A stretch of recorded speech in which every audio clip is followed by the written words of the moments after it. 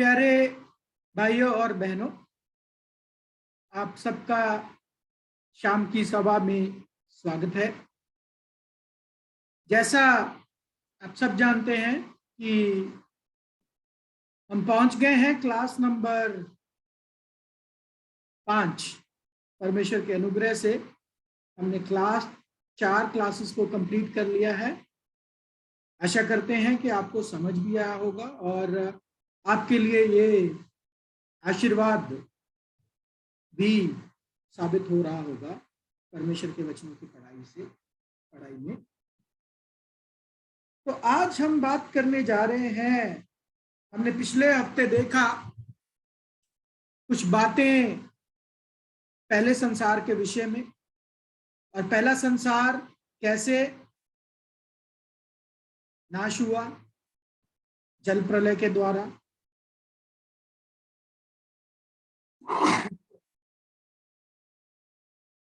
और पहले संसार से बचने वाले 8 लोग हमने देखे। नूहा, उसकी पत्नी, 3 बच्चे और उनकी बीवी। 8 लोग हमने ये सारा पिछले चैप्टर में देखा। और सबसे इंपॉर्टेंट चीज जो हमने समझी पिछले अध्याय में, वो था चिन्ह के रूप में आकाश का मतलब, यानी तीसरे आकाश का मतलब क्या होता है, और पृथ्वी का क्या मतलब होता है। और पृथ्वी के मतलब की बात अभी आपको समझ आ रही होगी अगर आप संसार में जो चल रहा है उसको देखें। जो श्रीलंका में चल रहा है, कैसे संगठन, जो 4 संगठन है कोलैप्स हो रहे हैं, वो हमारी नजरों के सामने है। हम सचमुच अब अंतिम दिनों में रह रहे हैं। तो आज हम आगे बढ़ते हुए नजर मारेंगे दूसरे संसार और तीसरे संसार के ऊपर। तो इसीलिए आज के विषय का नाम भी है परमेश्वर की युगों की दिव्य योजना का भाग 2, जिसमें हम बात करेंगे दूसरे और तीसरे संसार की। कोशिश करेंगे आज इस अध्याय को खत्म करने की, लेकिन अगर नहीं कर पाए तो परमेश्वर के अनुग्रह से अगली बात करेंगे। लेकिन उससे पहले हम वो तस्वीर देख लेते हैं जो परमेश्वर की योजना के विषय में हमने देखी थी हबक्कूक दूसरे अध्याय। और ये 3 संसारों का पता हमें कैसे चलता है, पहला पत्रस 3 अध्याय है ना। एक दुनिया वो जो पानी में जलकर नाश हुई, एक दुनिया वो जो वर्तमान है, और एक दुनिया वो जो आने वाली। पहले और दूसरे संसार का अंत है, लेकिन तीसरे संसार का कोई अंत नहीं। अभी आज जो हम जिस पर ध्यान करेंगे वो है ये दूसरा संसार या दूसरी दुनिया। दूसरा संसार कब शुरू हुआ? दूसरा संसार जिस दिन पहला संसार का अंत हुआ, उसी दिन दूसरा संसार शुरू हुआ। पहले संसार का अंत, दूसरे संसार का ही शुरुआत। तो पहला संसार का अंत कब हुआ? जिस दिन बारिश शुरू हुई। वचन पढ़ते हैं हम, उत्पत्ति 7वां अध्याय 11वां वचन। नोट कीजिए ये बात, जब नूह की आयु के 600वें वर्ष के दूसरे महीने का 17वां दिन आया, मतलब नूह की आयु थी 600 साल। दूसरा महीना चल रहा था, मतलब 600 साल पूरे होके दूसरे महीने में एंटर हो गए थे, और दूसरे महीने के भी 17 दिन बीत गए। उसी दिन बड़े गहरे समुद्र के सोते फूट निकले और आकाश के झरोखे खुल गए। तो देखिए, पिछली बार जो मैंने बोला कि पानी ना खाली ऊपर से बरस रहा था, बारिश नहीं थी। सोते फूट उठते हैं जब ना, तो पानी बड़ी जोर से और बड़ी भारी मात्रा में आता है। ऊपर से पानी आ रहा था, नीचे से पानी आ रहा था, और 40 दिन ये परिस्थिति। तो जिस दिन ये 600 वर्ष के दूसरे महीने का 17वां दिन आया। पहला संसार खत्म हुआ, दूसरा संसार शुरू हुआ। कितना समय था पहले संसार का? 1656 साल। अब ये दूसरे संसार के अंदर है 3 युग, जिनके बारे में आज हम बात करने जा रहे हैं। 3 युग दूसरे संसार में अगर आप नोट करो तो आपको दिखेगा पैट्रियार्कल एज, पिताओं का युग, ज्यूइश एज, यहूदियों का युग जिसमें प्रभु यीशु मसीह का जन्म होता है, देखिए क्रूस आपके सामने, और प्रभु यीशु मसीह के मृत्यु के 3.5 साल बाद एक नया युग शुरू होता है, सुसमाचार। कौन सा युग? सुसमाचार युग।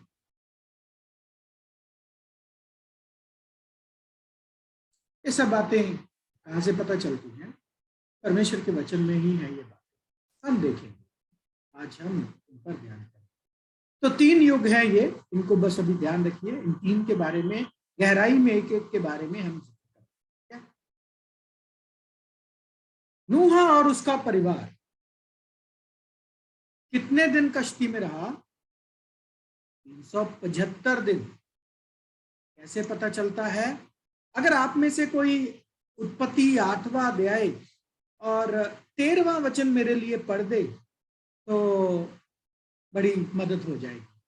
अगर आप में से कोई उत्पत्ति 8वां अध्याय 13वां वचन मेरे लिए पढ़ दे तो बहुत मदद होगी।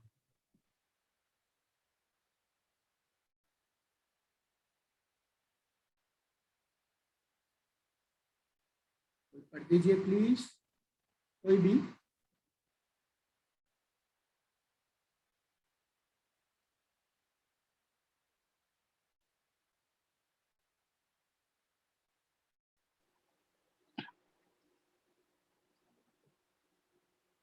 और दूसरे महीने के 17वें दिन को पृथ्वी पूरी रीति से सूख गई।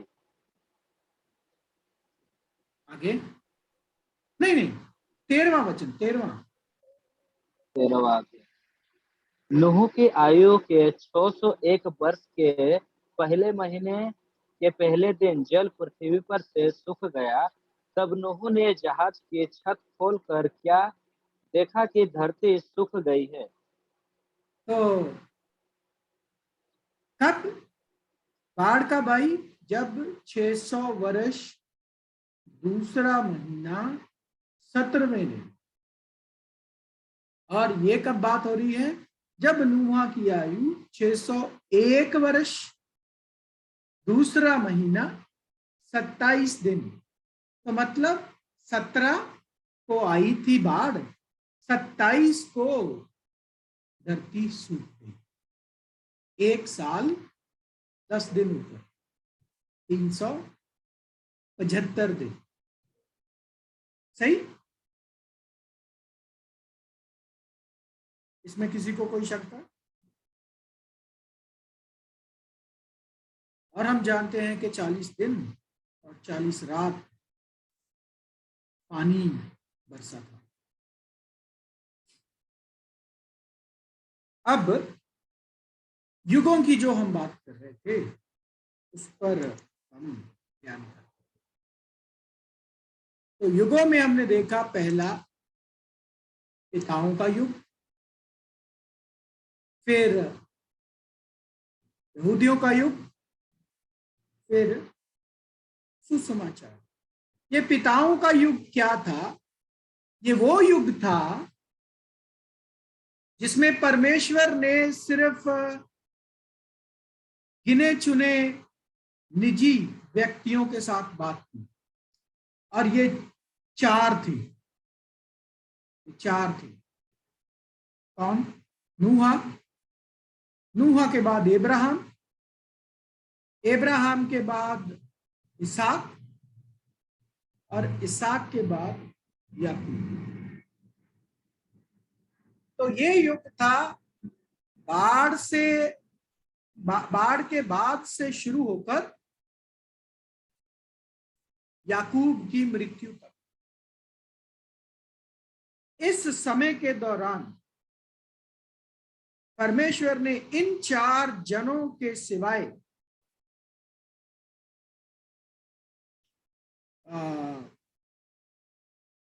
कोई बातचीत किसी से नहीं की। नूह, अब्राहम, इसहाक, याकूब।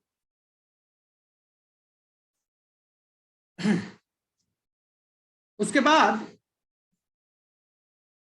याकूब की मृत्यु जब हुई, हम जानते हैं याकूब के 12 पुत्र थे, और उन 12 पुत्रों से या 12 गोत्र मिलकर यहूदी जाति बनी। 12 भाई, जिनमें से 12वां भाई, एक भाई जो था लेवी, वो दशवांश लेता था 11 से। तो इस समय के दौरान परमेश्वर ने की डीलिंग अभी निजी व्यक्तियों से हटके पूरे इजराइल देश के साथ। परमेश्वर की डीलिंग किसके साथ हो गई? पूरे इजराइल देश के साथ, यहूदियों के साथ। इसलिए इसको नाम दिया गया यहूदी युग। और दूसरे संसार का तीसरा और अंतिम युग, जिसे हम बोलते हैं गॉस्पेल एज, प्रभु यीशु मसीह की मृत्यु के बाद कॉर्नेलियस के घर में पवित्र आत्मा का आना, अन्य जातियों का को चुना जाना प्रभु यीशु मसीह के कलीसिया के अंदर, तब से शुरू हुआ एक नया युग, और तब से चलकर अब तक चलता आ रहा है। उस युग का नाम है सुसमाचार युग, जिसमें आप और मैं रह रहे हैं।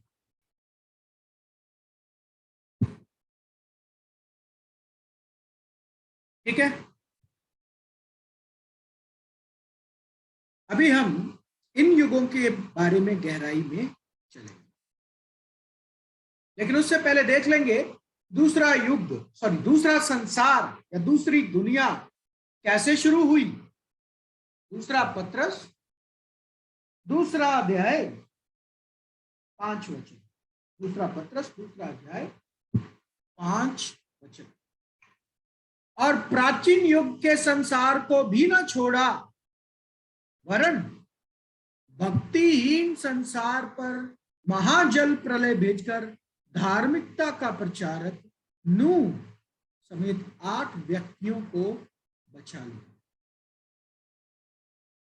तो 8 नूह समेत मतलब नूह को मिला के 8 व्यक्तियों को बताया गया, जिनके बारे में मैं आपको बता चुका हूं। तो उन 8 व्यक्तियों के साथ शुरुआत हुई दूसरे संसार की। और दूसरे संसार में भी पहला युग, जैसे मैंने बताया, पिताओं का युग, उसके बाद यहूदियों का युग, और उसके बाद सुसमाचार, ये 3 युग। और सुसमाचार युग जो अभी खत्म होने के बिल्कुल द्वार पर है, इसके खत्म होते सार ही एक नया युग आएगा, जो धार्मिकता का युग है, परमेश्वर की योजना के अनुसार तीसरा संसार। और ये तीसरा संसार, अगर आपने नोट किया हो पिक्चर में, इसका कोई अंत नहीं है। जैसे पहला और दूसरा संसार का अंत है, तीसरे संसार का कोई अंत नहीं है। और तीसरे संसार और दूसरे संसार के बीच में ओवरलैपिंग है।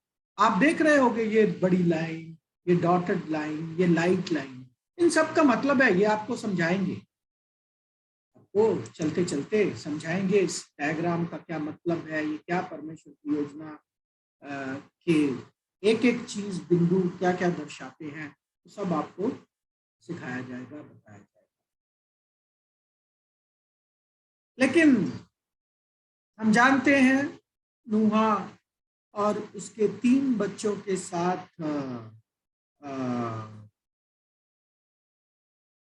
शुरुआत हुई दूसरे संसार की।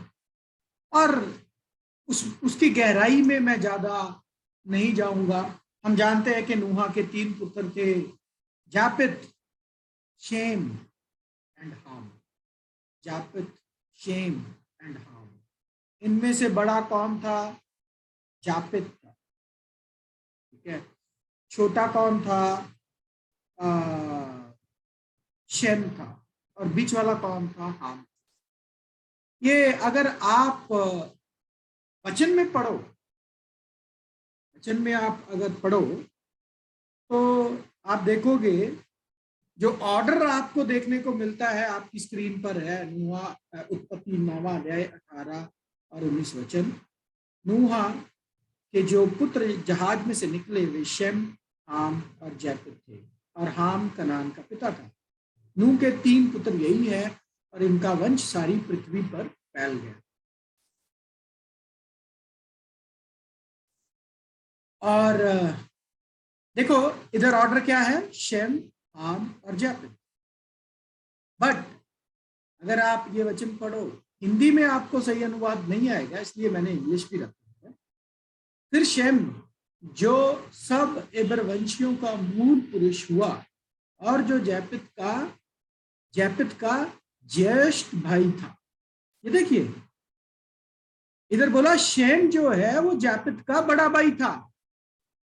लेकिन अगर आप ये वचन पढ़ो इंग्लिश में, and to Shem also the father of all the children of Eber, the brother of Japheth the elder. Japheth सा सबसे बड़ा। इसीलिए बाइबल क्या है, कई बार स्क्रैम्बल्ड ऑर्डर में करती है। जैसे देखिए इधर आपको पढ़ने से लगेगा शेम बड़ा है, हाम बीच वाला है और जैपित सबसे छोटा है, जबकि जैपित सबसे बड़ा है। जैपित सबसे बड़ा है।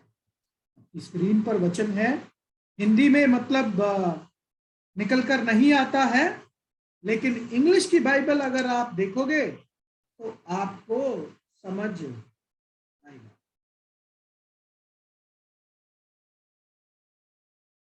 और बीच वाला था शेम, और सबसे जो छोटा था वो था हाम। और हम जानते हैं, अगर आपने पढ़ी हो उत्पत्ति की कहानी, के हाम ने अपने पिता का नगन देखा, और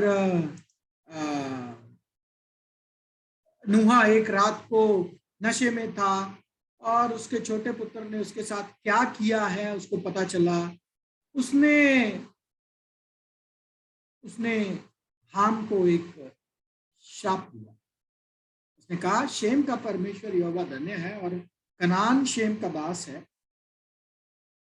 परमेश्वर जैपित के वंश को फैलाए और वह शेम के तंबुओं में बसे, और कनान उसका दास हो। तो यहाँ एक आशीर्वाद दिया नूहा ने, और नूहा ने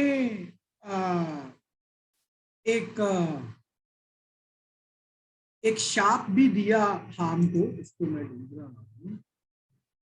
देखिए उत्पत्ति 9वां अध्याय 24 और 25।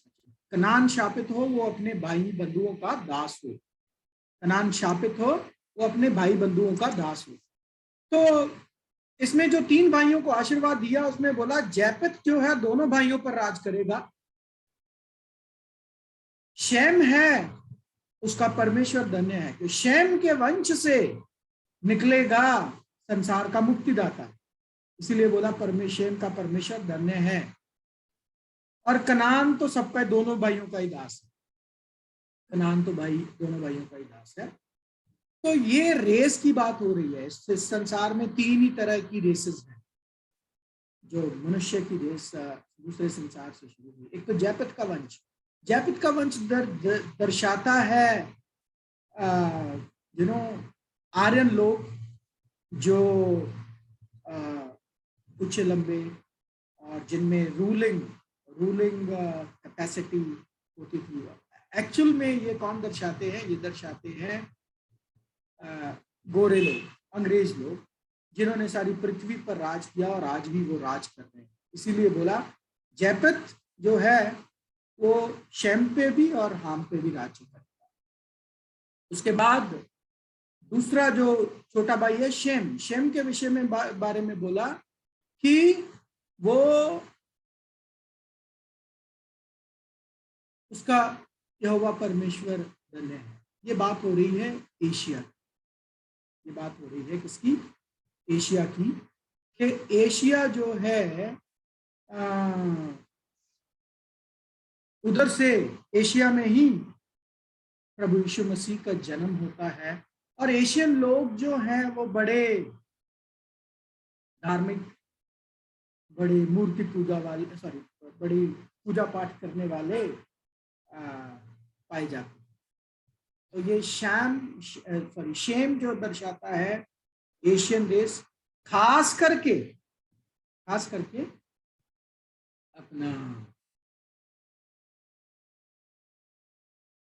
मंगोलियन देश अगर आप देखो, चाइना, फिलीपाइन, इंडिया का ईस्टर्न हिस्सा, नॉर्थ ईस्ट हिस्सा, जापान, ये सारे मतलब मंगोलियन देश जिसे बोलते। और तीसरा जो वंश है वो है नीग्रो रेस, आम का वंश। सो यही 3 मेजर कैटेगरी है। और जब इंडिया की बात करें, इंडिया में मिक्स है, ठीक है।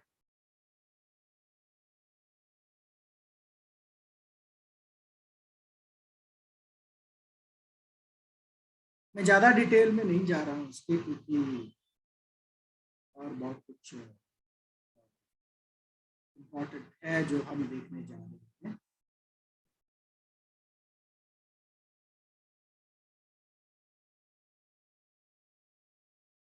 लेकिन इस वचन में जो हमने एक वचन देखते हैं, उसमें बोला है कि कनान शापित हो, वह अपने भाई बंधुओं का के दासों का दास हो। तो जो भाई बंधु हैं वो भी दास हैं, जापित भी दास है, शेम भी दास है, कनान भी दास है। जापित शेम और हाम पे राज्य कर रहा है, और शेम का दास है हाम, और ये तीनों ही किसी और के दास हैं। किसके? वो पढ़ लेते हैं रोमियो 6 अध्याय 16 वचन। क्या तुम नहीं जानते कि जिसकी आज्ञा मानने के लिए तुम अपने आप को दासों के समान सौंप देते हो, उसी के दास हो, चाहे पाप के जिसका अंत मृत्यु है, चाहे आज्ञा मानने के जिसका अंत न है। तो ये देखिए, ये सारी मनुष्य जाति किसकी दास है? पाप की दास है, पाप की दास है, ये वचन बोलता है। और ये तीनों के तीनों नूहा के पुत्र, जापित जो सबसे बड़ा था, शेम जो उससे छोटा था, और हाम जो सबसे छोटा था, तीनों ही पाप के गुलाम हैं, मृत्यु के गुलाम।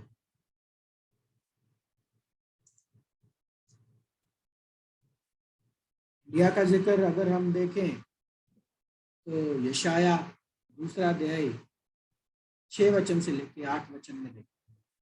अगर हम इंडिया के बारे में पढ़ना है, पढ़ते हैं, तूने अपनी प्रजा याकूब के घराने को त्याग दिया है, क्योंकि वह पूर्वजों के बिहार पर तन मन से चलते और फिलिस्तियों के समान टोना करते हैं और परदेशियों के साथ हाथ मिलाते हैं। उनका देश चांदी और सोने से भरपूर है, और उनके रखे हुए धन की सीमा नहीं। उनका देश घोड़ों से भरपूर है, और उनके रथ अनगिनत है। उनका देश मूर्तों से भरा है, वह अपने हाथों की बनाई हुई वस्तुओं को, जिन्हें उन्होंने अपनी उंगलियों से संवारा है, धन्यवाद करते हैं। ये देखिए रेफरेंस।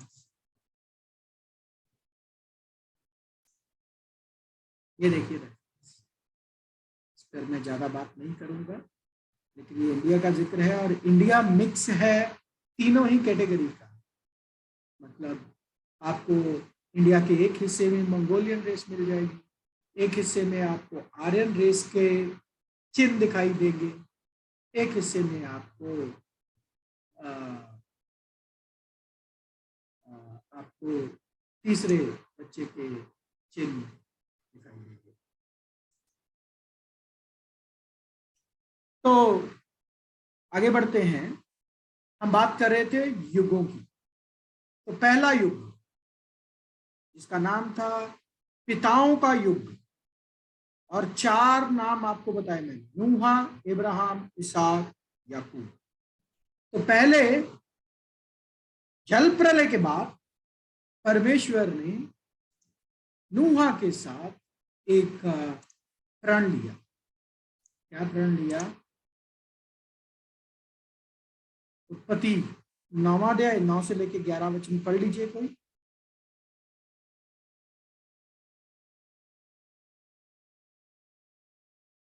उत्पत्ति 9वां अध्याय 9 से लेकर 11 वचन।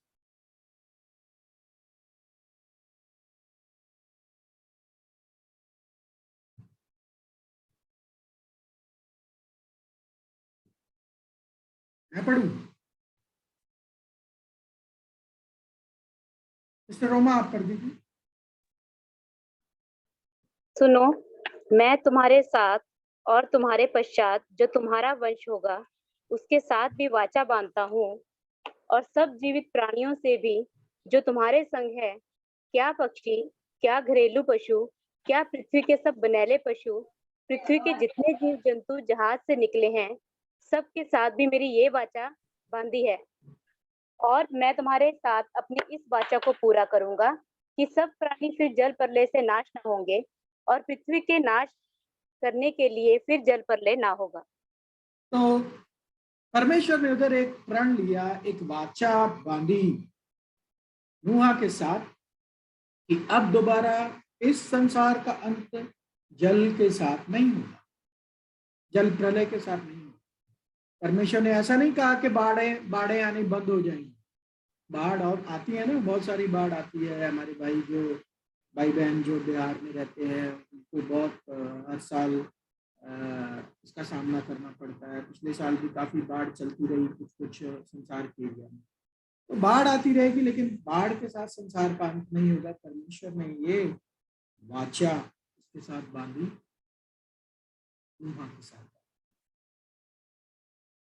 नूहा के बाद परमेश्वर ने एक मूर्ति पूजक जिसका नाम था अब्राम अब्राहम नहीं, अब्राम जो मूर्ति पूजा करता था उसको बुलावा दिया, उसके साथ बात की। क्या बोला? यहोशू 24वां अध्याय 2 वचन। तब यहोशू ने उन सब लोगों से कहा, इजराइल का परमेश्वर यहोवा इस प्रकार कहता है कि प्राचीन काल में इब्राहिम और नाहूर के पिता तेरा आदि तुम्हारे पुरखा फ्रात महानद के उस पार रहते हुए दूसरी देवी देवताओं की उपासना करते। तो अब्राहम का नाम था अब्राहम से बदल के हुआ अब्राहम। और हम जानते हैं परमेश्वर का मित्र बोला गया है इब्राहिम, क्योंकि वो विश्वास का पिता था। उसके अंदर इतना विश्वास था कि उसने अपने इकलौते पुत्र, जो उसका प्रॉमिस्ड संतान थी, उसको भी बलिदान करने के लिए वो निकल गया।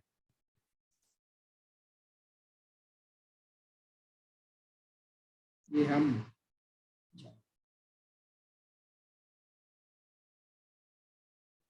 तो परमेश्वर ने इब्राहिम से क्या बोला? यहोवा ने अब्राम, देखिए अब्राम और अब्राहम में फर्क है। मूर्ति पूजा करने जब वो करता था उस वक्त उसका नाम था अब्राम। तो अब्राहम से क्या कहा? अपने देश और अपनी जमीन भूमि और अपने पिता के घर को छोड़कर उस देश में चला जा जो मैं तुझे दिखाऊंगा, और मैं तुझसे एक बड़ी जाति बनाऊंगा और तुझे आकाश दूंगा और तेरा नाम महान करूंगा और तू आशीष का मूल होगा, और जो तू आशीर्वाद दे उन्हीं में आशीर्वाद दूंगा, और जो तुझे कोसे उसे मैं श्राप दूंगा, और भूमंडल के सारे कुल तेरे द्वारा आशीष पाएंगे। देखिए ये बात, भूमंडल के सारे कुल तेरे द्वारा आशीष पाएंगे। आज हमारी सामने, आंखों के सामने वो आशीर्वाद हम देख पा रहे हैं। बताएंगे कैसे?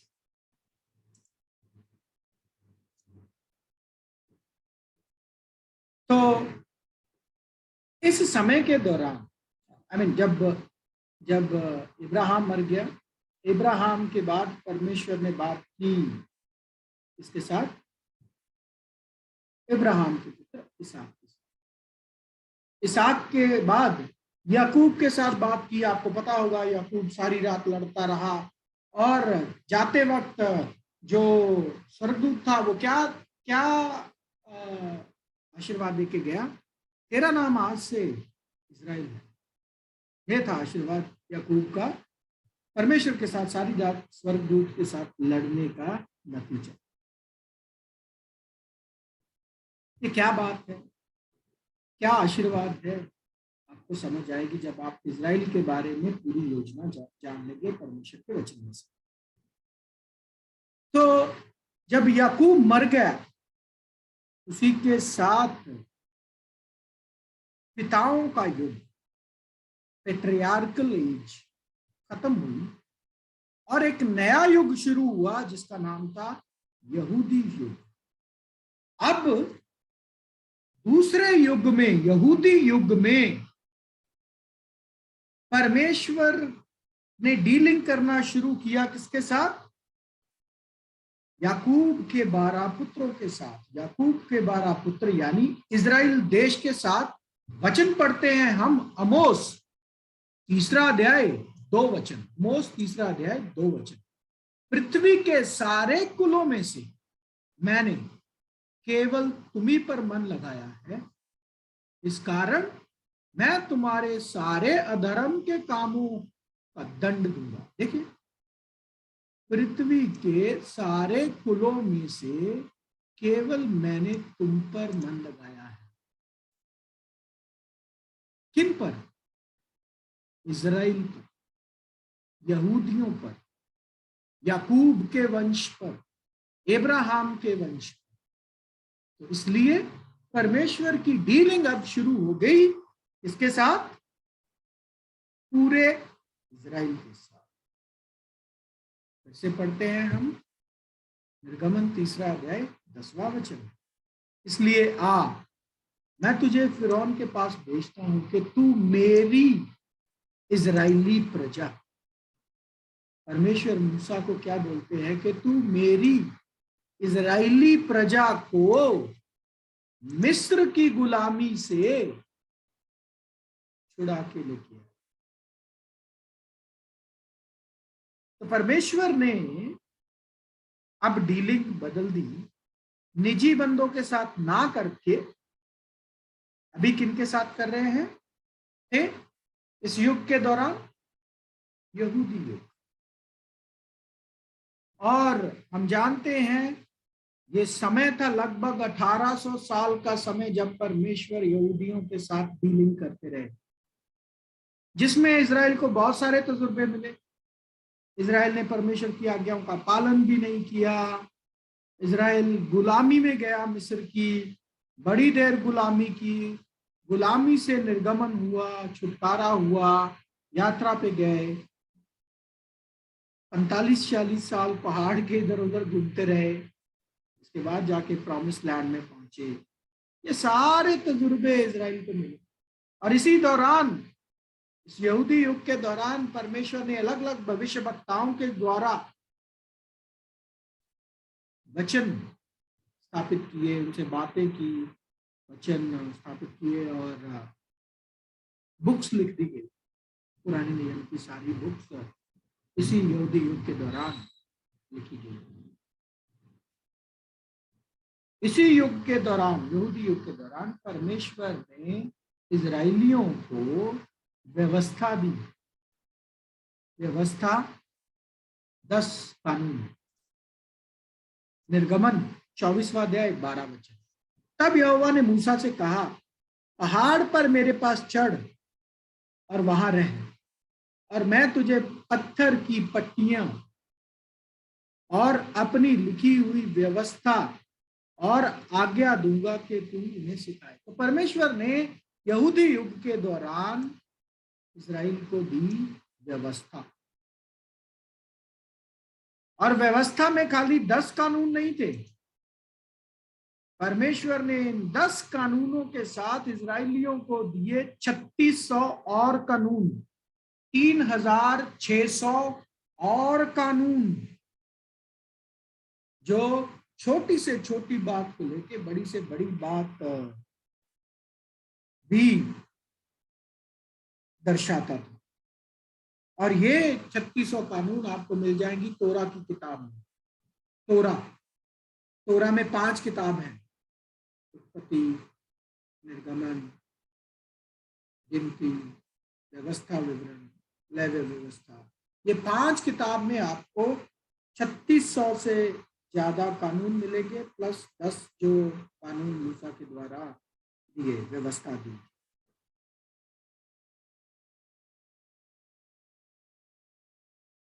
और इसी व्यवस्था के अधीन, इसी युग के अंदर जन्म होता है इस संसार के मुक्तिदाता। तो पढ़ने से पहले एक उदाहरण देख लेंगे, कैसे कैसे कानून परमेश्वर ने ये इस्राएल, न खाली 10 कानून बल्कि 3600 और कानून थे ये, जो लेवी व्यवस्था और व्यवस्था विवरण में आपको पढ़ने को मिल सकते हैं। उदाहरण आपके सामने दे रहा हूं। छावनी के बाद तेरी दिशा फिरने के एक स्थान हुआ करे, और वही दिशा फिरने को जाया करना, और तेरे पास के हथियारों में एक खंती भी रहे, और जब तू दिशा फिरने को बैठे तब उसे खोद कर अपने मल को ढांक देना। मतलब टॉयलेट जाने का तरीका भी परमेश्वर ने एक कानून के रूप में स्थापित किया कि एक दिशा में जाना, उधर तुम जो भी मलमूत्र करो उसको खंती के साथ उसको दोबारा से दबा देना मिट्टी में। तो परमेश्वर ने सारे कानून, सारी व्यवस्था, अब देखो आपको मिलेगा व्यवस्था विवरण और लेवी व्यवस्था में पूरे कानून 3600।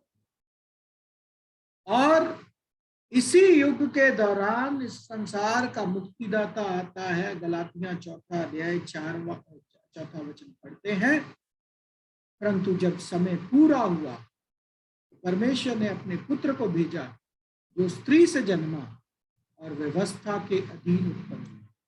जब व्यवस्था की बात आती है, इसका मतलब क्या?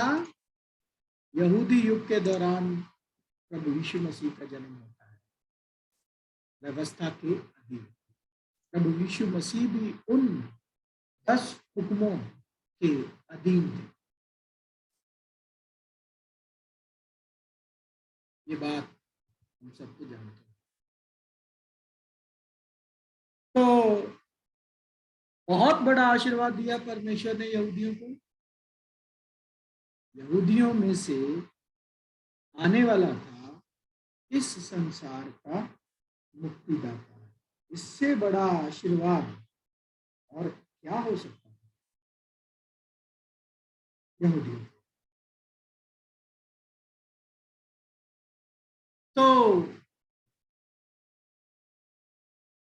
अब यहूदी युग की हमने बात कर ली, क्या तजुर्बे मिले यहूदियों को, क्या क्या हुआ, कब शुरू हुआ, याकूब की मृत्यु के बाद से लेके कब तक, जब प्रभु यीशु मसीह ने ये शब्द मत्ती 23वां अध्याय 38 वचन, देखो तुम्हारा घर तुम्हारे लिए उजाड़ छोड़ा जाता है।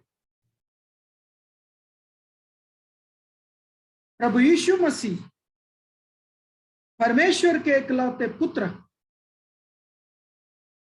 मसीहा बनकर आते हैं। यहूदी मसीहा के इंतजार में थे, लेकिन मसीहा को पहचाना नहीं, रिजेक्ट कर दिया, तिरस्कार किया, जुल्म किया, सलीब की मृत्यु दे दी। लेकिन जब यहूदियों ने प्रभु यीशु मसीह को रिजेक्ट किया, जब यहूदियों ने प्रभु यीशु मसीह को रिजेक्ट किया, प्रभु यीशु मसीह ने यह शब्द बोले, देखो तुम्हारा घर तुम्हारे लिए उजाड़ छोड़ा जाता। आपको पता हो, अगर यहूदियों ने मसीहा को जो इनकार किया, जो उसको सलीब पर चढ़ाया, जो उसकी बातों पर विश्वास नहीं किया, उसका नतीजा ये था कि 70 ईस्वी के बाद इजराइल देश का नामो निशान मिट गया इस संसार के नक्शे से। दोबारा इजराइल देश 1945 में बना, 14 मई 1945। आज तक भी अपनी जमीन हासिल करने के लिए लड़ रहा है। फिलिस्तीन के साथ लड़ाई चल रही है। मुस्लिम कंट्रीज बोलते हैं ये लोग बाहर से आके बसे, जबकि वो उन्हीं की जमीन है। तो ये है दूसरा युग। प्रभु यीशु मसीह के इन शब्दों के साथ पवित्र आत्मा के कॉर्नेलियस के घर पे आने के साथ 36 ईस्वी में, 33 ईस्वी में प्रभु यीशु मसीह को सलीब पर चढ़ाया जाता है। 36 ईस्वी में कॉर्नेलियस के घर पे पवित्र आत्मा आती है पतरस के जरिए। तब शुरू होता है एक नया युग जिसका नाम है सुसमाचार युग।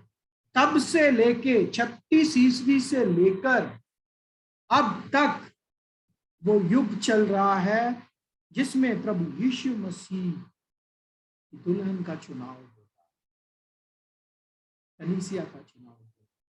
और इस युग को हम बोल सकते हैं मसीह युग। इस युग को हम बोल सकते हैं मसीह युग। पढ़ लेते हैं वचन में, रोमिया 16 अध्याय 25 से लेकर 26।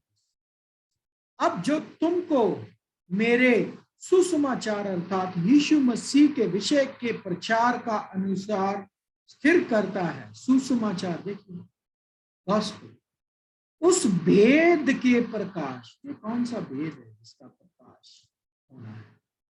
उस भेद के प्रकाश के अनुसार जो सनातन से छिपा रहा। ये सुसमाचार बहुत बड़ा भेद था, लेकिन ये सुसमाचार युग में अब ये बातें प्रकट हो रही हैं जो सनातन से क्या रखी गई, गुप्त रखी, परंतु अब प्रकट होकर सनातन परमेश्वर की आज्ञा से भविष्य वक्ताओं की पुस्तकों के द्वारा सब जातियों को बताया गया। सब जातियों मतलब कौन? न खाली यहूदी बल्कि अब अन्य जातियां, कि वह विश्वास से आज्ञा मानने वाले हो जाए।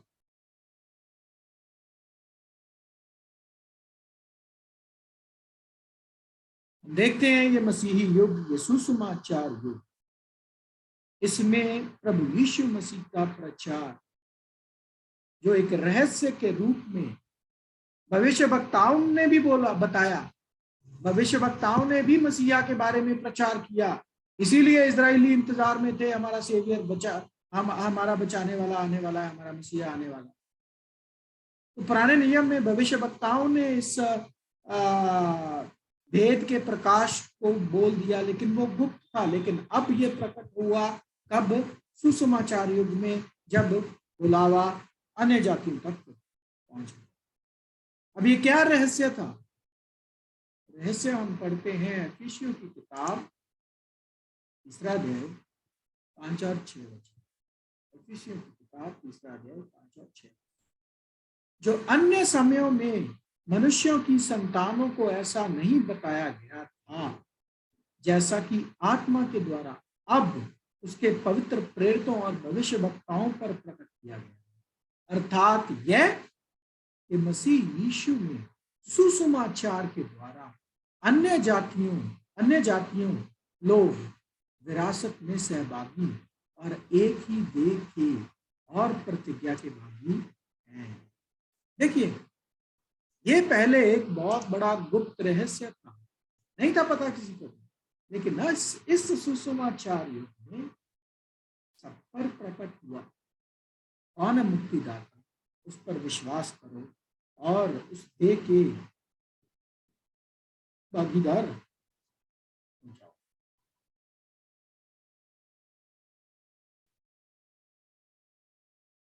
यह है दूसरा संसार।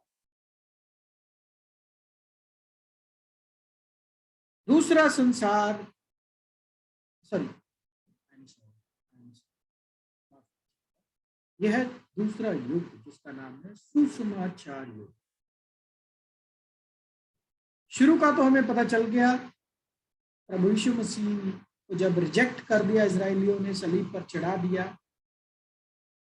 तो उधर ही यहूदी युग खत्म हुआ, अन्य जाति युग शुरू हुआ। सुसमाचार युग का प्रकाश अन्य जातियों तक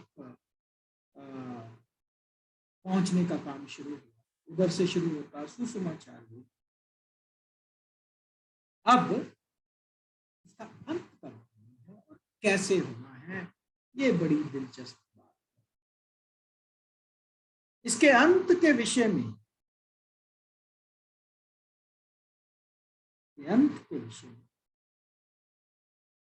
वचन में क्या लिखा है, उन पर हम ध्यान करें। हम जानते हैं ये बात कि प्रभु यीशु मसीह के शरीर में दोनों झुंड होंगे, यहूदी भी और अन्य जाति, क्योंकि प्रेरित लोग जो थे या उसके बाद जितनों ने प्रभु यीशु मसीह को स्वीकार किया, सब यहूदी थे। तो यहूदी भी प्रभु यीशु मसीह की देह का शरीर है, सॉरी, देह का अंग है, अन्य जाति है, और ये दोनों मिलकर एक ही बॉडी बनती है, एक ही देह बनती है। इफिसियों 4 अध्याय 4 वचन, इफिसियों 4 अध्याय 4 वचन।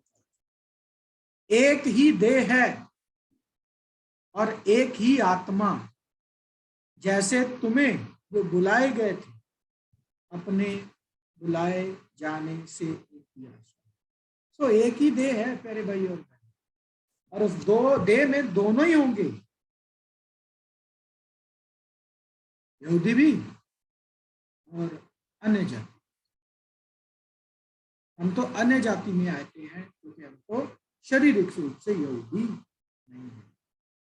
और ये बात हो रही है प्रभु यीशु मसीह की देह की, प्रभु यीशु मसीह की कलीसिया की, और कलीसिया के विषय में हम पढ़ाई करेंगे क्लास नंबर 17, 18 और 19। 3 भाग में कलीसिया की पढ़ाई होगी। बहुत अहम विषय है हम सबके लिए जानने के लिए।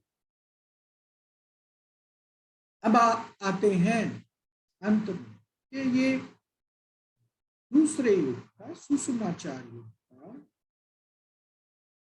सॉरी, तीसरे युग का, सुसमाचार युग का अंत कैसे होगा, क्योंकि इस तीसरे युग के अंत के साथ अंत हो जाएगा दूसरे संसार। जो दूसरे तीसरे में मैं थोड़ा कंफ्यूज हो रहा हूं, इसके लिए मुझे माफ कर दीजिएगा।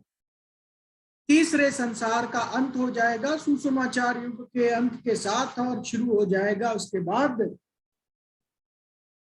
तीसरा संसार। अब ये कब होने वाला है, इसके बारे में क्या वचन बोलता है, ये हम पढ़ेंगे। दूसरा पत्रस 3 अध्याय 7 वचन और 10 वचन। दूसरा पत्रस 3 अध्याय 7 और 10 वचन। पर वर्तमान काल यानी ये दूसरा संसार, और खास करके दूसरे संसार के हम तीसरे और अंतिम युग में है, जिसका नाम है सुसमाचार युग। उसके आकाश और पृथ्वी उसी वचन के द्वारा इसलिए रखे जलाए जाए। और वह भक्तिहीन मनुष्यों के न्याय और नाश होने का दिन तक ऐसे ही रखे रहेंगे। 10वां वचन, परंतु प्रभु का दिन चोर के समान आ जाएगा। उस दिन आकाश बड़े शोर के साथ जाता रहेगा और तत्व बहुत ही तपत होकर पिघल जाएंगे और पृथ्वी और उसके कामों का न्याय होगा।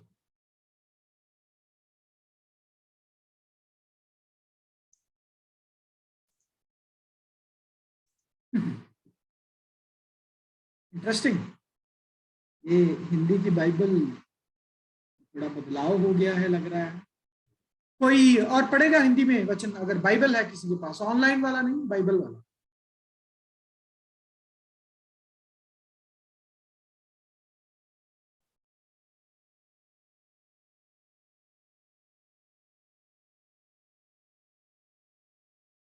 प्लीज पढ़िए 2 पत्रस 3 अध्याय 10वां वचन।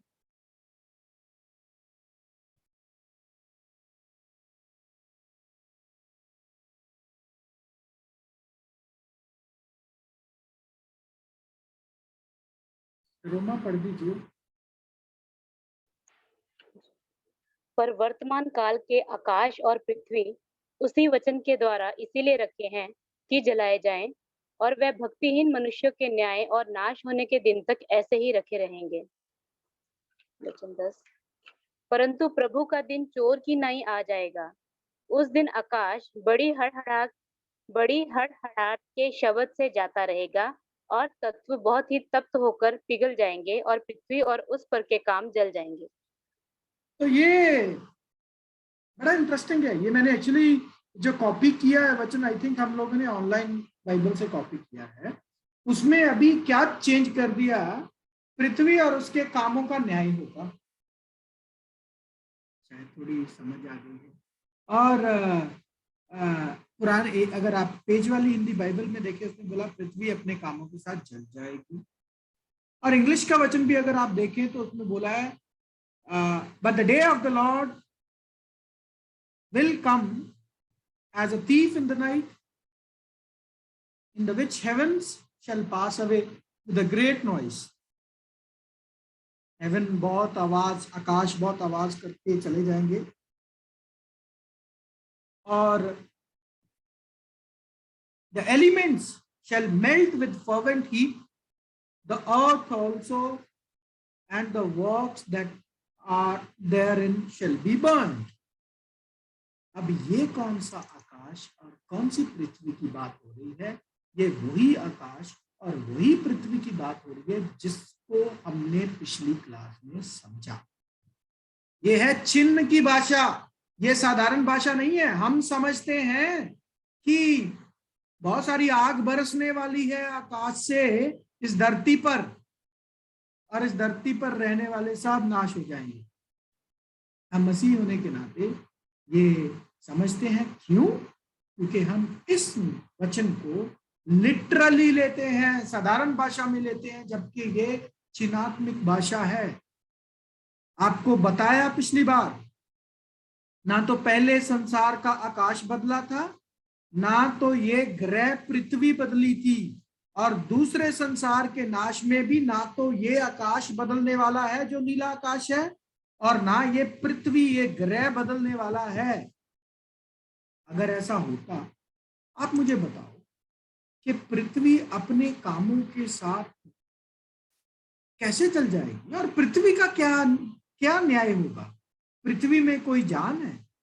पृथ्वी ने कोई पाप किया है? पृथ्वी ने, पृथ्वी कैसे जल जाएगी अपने कामों के साथ? और पृथ्वी के काम कौन से हैं? कौन से हैं पृथ्वी के काम? पृथ्वी के काम मतलब पृथ्वी पर होने वाले काम। अब पृथ्वी पर कौन से काम चल रहे हैं? हम सबकी आंखों के सामने है। झूठ, करप्शन, चोरी, धोखा, स्वार्थीपन, रेप और पता नहीं क्या क्या। ये है पृथ्वी के काम, ये कामों के समेत ये पृथ्वी जल जाएगी। कौन सी पृथ्वी जल जाएगी? ये ग्रह नहीं, ये 4 संगठन जल जाएंगे आग के साथ। आग चिन्ह है। किस चीज का चिन्ह है? ये देखिए, चिन्हात्मक भाषा को अभी थोड़ा आप अपनी क्लासेस को याद कीजिए जो हमने पीछे पढ़ा। क्लास नंबर 1 में क्या पढ़ा? बाइबल को खोलने की चाबियां। और बाइबल को खोलने की चाबियों में हमें यह ध्यान सबसे पहले रखना है कि ये कौन सी भाषा है। अनुवाद करने से पहले ये साधारण भाषा है, ये चिन्हात्मक भाषा है, या ये दृष्टांतिक भाषा है। यहां पे इस वचन में अगर हम इसको साधारण ले तो मुझे आप बताओ पृथ्वी कैसे जल सकती है? आग के साथ क्या पृथ्वी जल सकती है? ये जो ग्रह है ये जल जाएगा पृथ्वी। दूसरी बात, ये पृथ्वी तो पाप नहीं करती ना। पृथ्वी पर रहने वाला इंसान पाप कर रहा है, पृथ्वी को क्यों सजा मिलेगी? पृथ्वी तो एक ग्रह है, एक ग्रह है जो परमेश्वर के इंतजाम के अनुसार चल रहा है। और कौन सा आकाश बड़े शोर के साथ जाता रहेगा? यह है तीसरा आकाश। पहले संसार और दूसरे संसार का आकाश किसके अधीन रहा? गिरे हुए स्वर्गदूतों के अधीन रहा। दूसरा संसार शैतान के अधीन रहा। इसीलिए जब प्रभु यीशु मसीह को टेम्प्ट करने आता है शैतान, पता क्या बोलता है? देखिए सारी धन दौलत नजर मार, सब कुछ नजर मार, ये सब मेरे अधीन है। शैतान बोलता प्रभु यीशु मसीह, सब तुम्हें दूंगा, मेरी वर्शिप। याद है आपको वो किस्सा? तो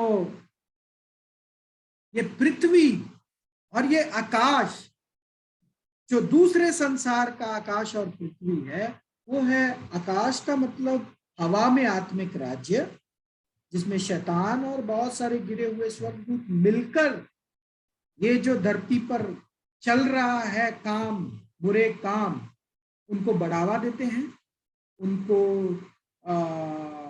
करवाते हैं, इन्फ्लुएंस करके, आपको प्रभावित करके, आपको खींच कर कि ये अच्छा है, करो ये काम। वो आकाश जाता रहेगा। अब उस आकाश की जगह एक नया आकाश आएगा। वो हम जानते हैं 13वें वचन में। आप में से अगर कोई पढ़ना चाहे तो पढ़ लीजिए 13वां वचन इसी का ही।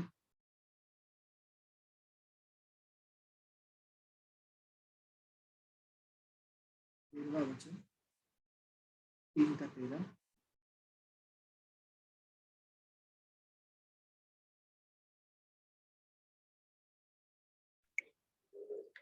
पर उसकी प्रतिज्ञा के अनुसार हम एक नए आकाश और नई पृथ्वी की आस देखते हैं जिनमें धार्मिकता वास करेगी।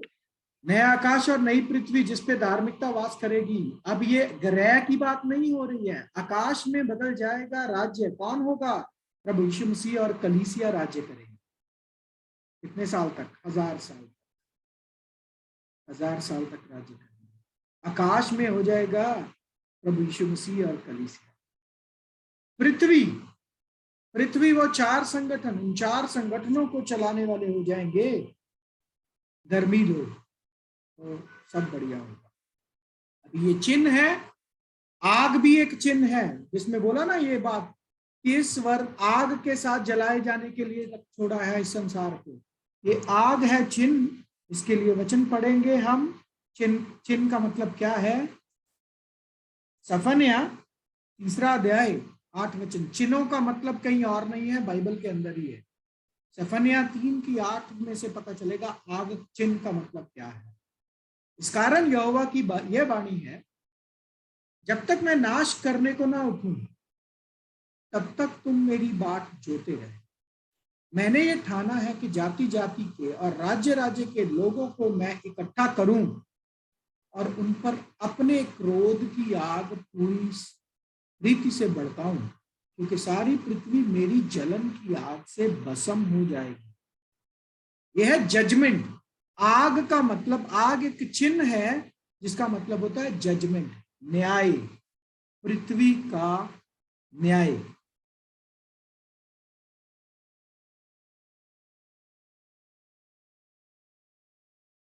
और इस न्याय के तहत जो तत्व हैं इस पृथ्वी के या आकाश के, जो तीसरे आकाश के तत्व हैं, ये जलकर राख हो जाएंगे।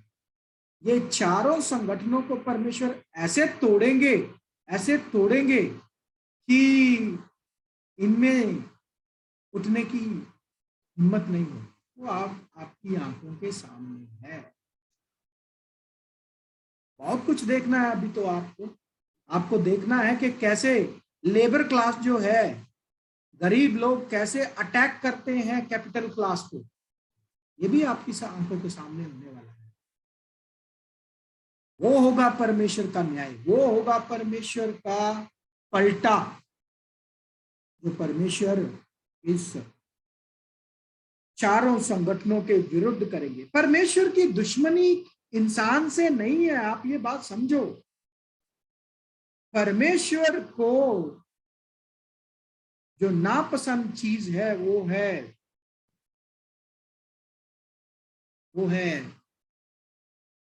अधर्मता। और अधर्मता को चलाया किसने? शैतान ने। इस चीज को खत्म करना है। कैसे होता है खत्म? आपको पता है, कैंसर जो होता है ना, जब कैंसर हो जाता है, कैंसर ठीक करने के लिए डॉक्टर को ऑपरेशन करना पड़ता है। और जब वो कैंसर कटता है, बहुत सारा खून निकलेगा, ऐसा लगेगा कि सब खत्म, लेकिन वो खून निकलना, वो सर्जरी अच्छाई के लिए है, आशीर्वाद के लिए है, नाश करने के लिए है। हमने पढ़ा पिछली बार, जब पहले संसार के बारे में जब हम पढ़ाई कर रहे थे, परमेश्वर ने इस पृथ्वी को नाश करने के लिए नहीं बनाया, खाली रहने के लिए नहीं बनाया, बसने के लिए बनाया। ये हमने पिछली बार वचनों में पढ़ा। एक और वचन पढ़ लेते हैं, यशायाह 26 का 9। रात के समय में जी से तेरी लालसा करता हूं, मेरा संपूर्ण मन यत्न के साथ तुझे ढूंढता है, क्योंकि जब तेरे न्याय की काम पृथ्वी पर प्रकट होते हैं, तब जगत के रहने वाले धर्म सीखते हैं। देखो मेरी प्यारे भाई और बहनों, उसको नोट करो, क्योंकि जब तेरे काम न्याय, कौन से काम? जब तू पृथ्वी का न्याय करता है, पृथ्वी के वासी, इस जगत के रहने वाले लोग क्या सीखते हैं? धर्म सीखते हैं। अगर मरी जाएंगे सब, तो धर्म कौन सीखेगा भाई? जब परमेश्वर न्याय करते हैं, लोग धर्म सीखते हैं। ये वचन पढ़िए। तो आग का मतलब है न्याय, आकाश का मतलब है तीसरा आकाश, हवा में आत्मिक राज्य, पृथ्वी का मतलब है चार संगठन। कौन कौन से चार संगठन? सरकार, कोई बताएगा कौन कौन से चार संगठन थे? पृथ्वी, जिन चार संगठनों को मिलकर पृथ्वी चिन्ह बनता है। कृष्णा जी आप बताओगे? मोहित जी आप बताओगे?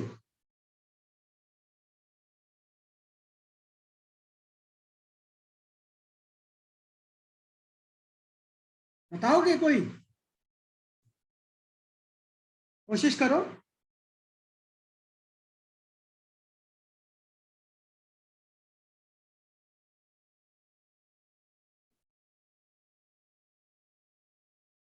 कोई बताएगा? चार संगठन कौन कौन से हैं जिनको मिलकर पृथ्वी बनती है? देखो ये चिन्हों को याद रखना, तभी सही अनुवाद कर पाओगे। नहीं तो अगर आप नहीं रिवाइज कर रहे, अगर आप नहीं पढ़ रहे, तो बड़ा दिक्कत है। चार संगठन कौन कौन से हैं? वो सरकार, समाज, धर्म, व्यापार। ये चारों के चारों संगठन आज कौन चला रहा है? गिरे हुए लोग, करप्ट लोग, जो झूठे धोखेबाज हैं, जिनके अंदर न्याय बिल्कुल नहीं, परमेश्वर इन संगठनों को तोड़ डालेंगे, शैतान के द्वारा स्थापित किए हुए रिप्रेजेंटेटिव्स को खत्म करेंगे परमेश्वर। और जब न्याय करेंगे, इस धरती के लोग एक चीज सीखेंगे, वो क्या? धार्मिकता क्या होती है। ये लोग सीखेंगे परमेश्वर की योजना के अनुसार। दोबारा से वही वचन जो हमने पढ़ा, और इस संसार का अंत कैसे होना है, इसकी तस्वीर हमारे प्रभु यीशु मसीह ने दिखाई। मत्ती 24 और 22 वचन। क्योंकि उस समय ऐसा भारी कलेश हो जैसा जगत के आरंभ से ना अब तक हुआ। ये देखो, जैसा जगत के आरंभ से ना तो अब तक हुआ और ना कभी होगा। देखो, प्रभु ने आगे का भी बोल दिया कि उसके बाद ऐसा कभी नहीं होने वाला। और यदि वे दिन घटाए न जाते तो कोई प्राणी ना बचता। मतलब कोई तो बचने वाला है, उन दिनों से भी कोई तो बचने वाला है। कौन बचने वाला है? प्राणी ही बचने वाले हैं, स्वर्ग में नहीं जाने वाले, बचने वाले हैं। परंतु चुने हुओं के कारण वे दिन घटाए जाएंगे। बहुत गहरी गहरी बात प्यारे भाई और तो प्रभु क्या बोलते हैं, एक ऐसा भारी कलेश होगा इस संसार का अंत होने से पहले जो कभी ना हुआ ना कभी होगा। और ये पता क्या है सिचुएशन? ये है अनारकी। अनारकी मतलब किसी सरकार, कोई कानून व्यवस्था की कोई इंसान नहीं सुनने वाला, और उसकी झलकियां आज आपके आंखों के सामने हैं। सरकार करप्ट, कानून के रखवाले करप्ट, और दुनिया इतनी परेशान। थोड़े 3 महीने पहले, 2 महीने पहले आपने देखा होगा कजाकिस्तान में लोगों ने अटैक करना शुरू कर दिया पॉलिटिशियंस को। अभी श्रीलंका में आप देख रहे हैं। तो ये सरकार, ये एक संगठन, व्यापार, हर देश की इकोनॉमी का बुरा हाल है। समाज ऊंच नीच खत्म नहीं हो रही है, एंड ही नहीं है उसका। और